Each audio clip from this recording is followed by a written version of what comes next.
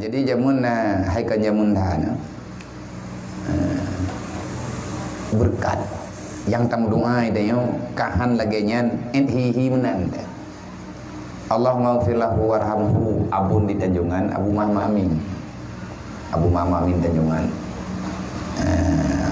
gurei daripada gurei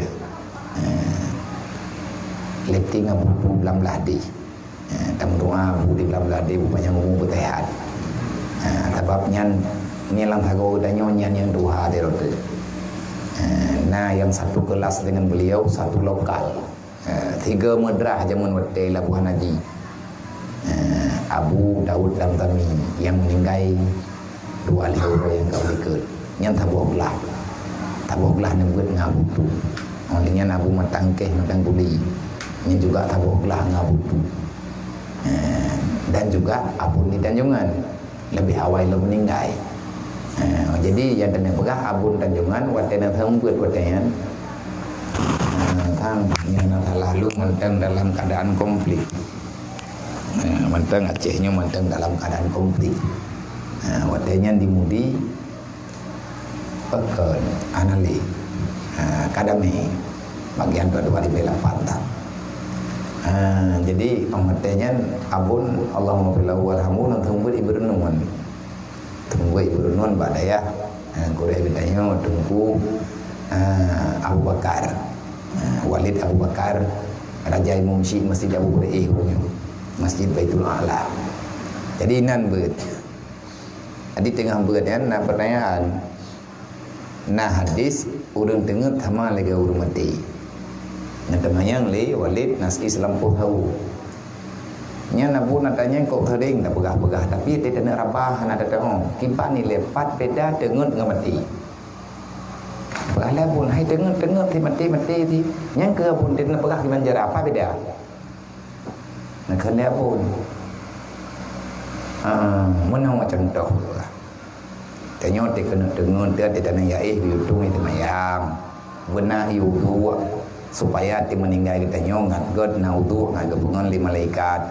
Olehnya tergolong tak dengun, waktu tergolong kena wi baca istighfar, gue baca putra yang mudah kita nyo baca. Olehnya gue kun la ilaha illallah.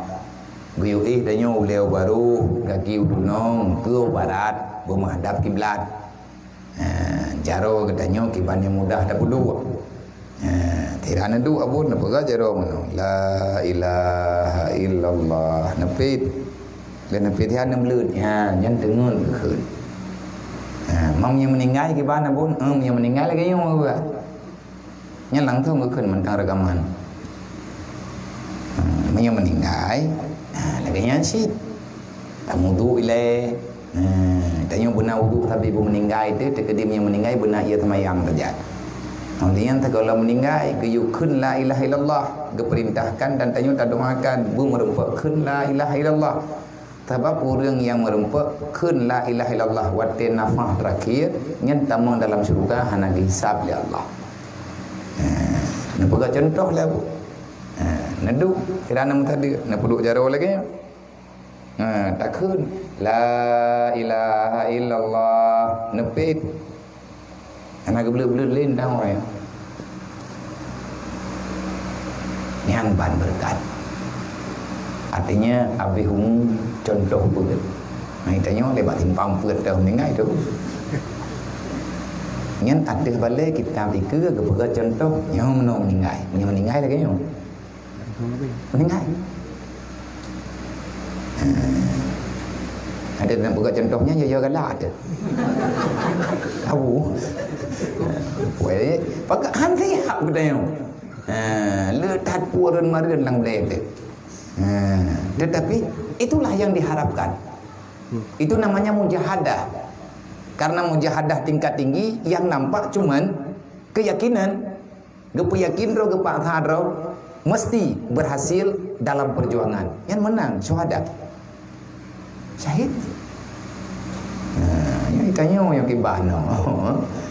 Yang katanya nama orang tahu tengah tak pergi baliho tu pom meninggal.